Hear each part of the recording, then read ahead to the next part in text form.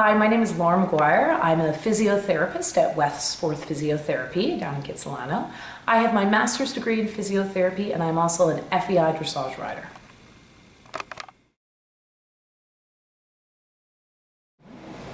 So we're going to do an exercise today where this is something you can do at your desk at work. Once you have that core muscle engaged, the good thing to do is to sit on your hands. This is what we're going to do in order to feel for any weight shift of the body. The goal is that the weight on your hands shouldn't change 1 ounce. Thinking about your pony, we don't want to be throwing his balance off.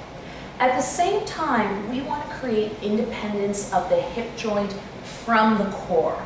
So what we're going to ask Allison to do here is to lift one leg just up a little bit and back down. But as you can see, she really twisted her pelvis there. The weight probably increased on her left hand, and that was something that was incorrect.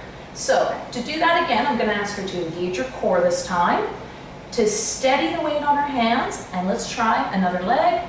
And this time you can see she doesn't move her pelvis at all. The weight on her hands stays very even. For at home or at work, you can do this. Do 10, 20 repetitions per leg, kind of marching on the spot to help mimic walking or running.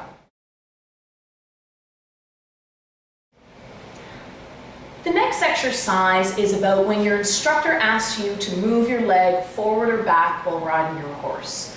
The goal of this is to keep your hip independent of your pelvis so you don't mess up what your pony is feeling by twisting through that pelvis. What you can do for some feedback is put your pelvis up against the edge of a chair or the edge of your desk. Engage your core, thinking about that string. From there, you're going to stand on one leg and squeeze the opposite glute and start to extend your leg behind you. If you feel your pelvis twisting off the chair or you don't feel an even pressure across the front of the pelvic bones, you're not doing it quite correctly. That's the goal, is to keep everything in line. Try 20 repetitions per side as you're at work.